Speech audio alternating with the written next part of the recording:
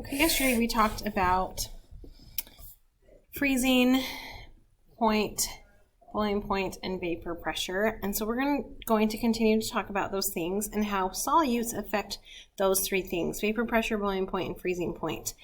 And yesterday we had a lab as well, and our lab was all about the freezing point. So hopefully you noticed that the salt and the ice had the lowest temperatures. And so on your graph, when you graph that out, it would have been on average the line that was the lowest. Sugar and water, sugar and ice, and then the ice itself, those were probably pretty interchangeable. But remember, there's things that can happen that can go wrong in a lab, like you're recording salt, but really it's sugar because you mixed it up or something. So just be aware of that. But we're going to talk about why salt is the one that affects these the most out of our sugar and ice mixture in our ice. Okay, in your packet on page 6, there's these two little containers, and we're going to go ahead and draw in those containers. And this is all about vapor pressure lowering, and go ahead and write this down too. A solute present makes it harder for the solvent to evaporate. So for example, if we have salt as a salt water, and salt is our solute, it's going to make it harder for that solvent to evaporate, because in this picture, you just have all water molecules. So all that water's hitting is another water molecule. But in this picture, the red right here, these are going to be sodium and chloride ions, and it's mixed in with this water. And so if you have water heating water, you're going to have more particles evaporate. But if you now have water mixed in with these sodium and chloride ions, or any ions for that matter, you're now hitting the ions with the water instead of just water with water. So therefore, you're going to have fewer gas particles, which means you're going to have a lower vapor pressure. So just remember, whenever they ask about vapor pressure, think about this word lowering. So if your pressure is normally like 60 millimeters of mercury, lowering means it's going to be below that. Like maybe it's 58 or 57 millimeters of mercury. Okay, the next one is just a picture about showing just boiling water on a stove and showing a truck that is dispensing some kind of salt or salt solution on the roads when it's icy. Okay, next one is boiling point elevation. This is when adding solute makes it difficult for solvents to evaporate. So in order to combat this, you have to increase your temperature to cause it to boil. So again, you're having the same issue as with the vapor pressure. If I've got sodium and chloride ions in with my water, now the water's hitting those sodium and chloride ions, therefore making it more difficult and making it increase energy for boiling to occur. So it's going to cause a liquid to not boil when it would normally boil. So if boiling occurs at normally 100 degrees Celsius, then it's going to take more energy, so it's going to be higher than that. Okay, and again, think about this word elevation. Okay, this word elevation means higher. Okay, so right here, the boiling point, I think I missed,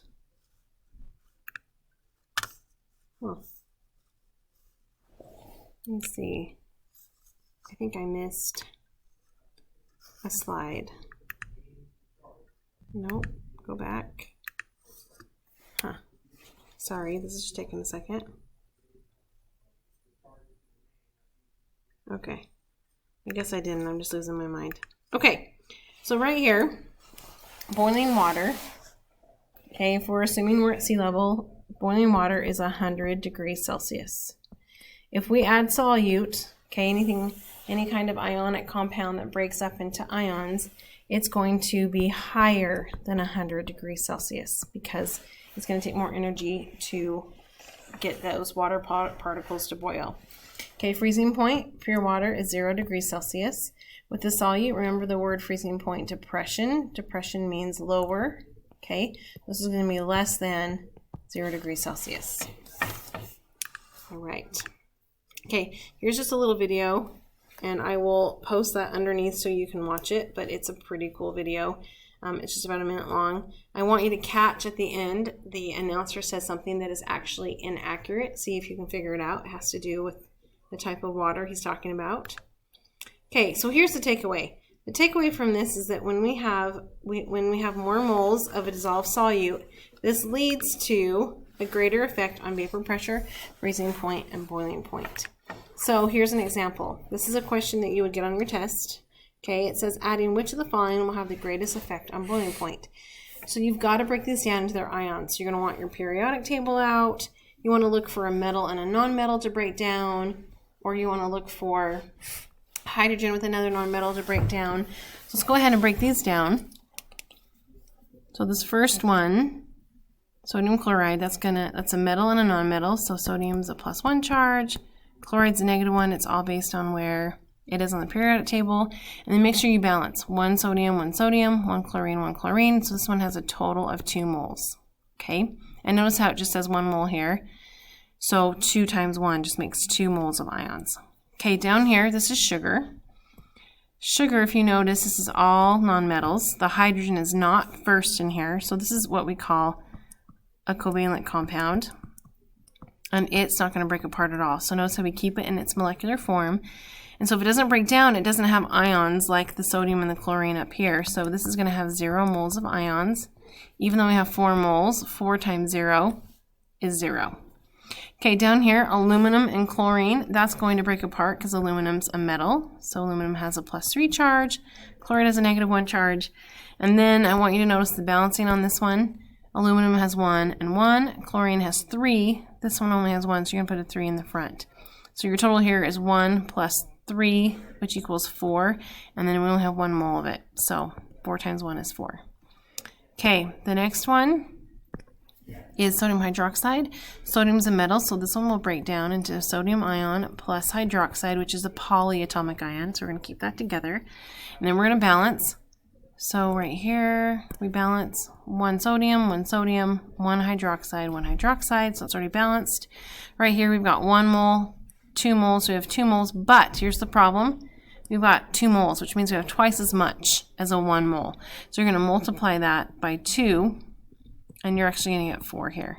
So the answer here, and I found this after I already printed your packets, is C and D, because these both have the highest number of moles in solution. On the test, I won't do that to you, but for here, both of these answers are viable because they have the highest number of moles. Okay. All right. I feel like I missed something. So there's your answer right there, if you want to see that again. I'm going to go back and just check to make sure, because I feel like I missed freezing point. And I think I did. So freezing point, we go back to boiling point elevation. Adding a solute makes it more difficult for the solution to make a crystal, and so it's going to decrease your temperature. So if you have salt on your roads, instead of now freezing at 0 degrees Celsius, that solution will freeze below 0, so like at a -9 degrees Celsius, or even like a -20 degrees Celsius, depending on what type of solute you put in, which is why we put salt on the roads, so that it will freeze at a lower temperature. Okay, please make sure you do the review. That is also on today's Canvas page, and you do have a test tomorrow. On your test, you will be given the periodic table, the polyatomic ion sheet. I'm going to write down all the equations and even the conversions, like 1,000 milliliters equals a liter. You just need to make sure you know how to use the conversions, how to plug in your variables, and also make sure to bring a calculator. Okay, let me know if you have any questions. I hope this helps, and adios.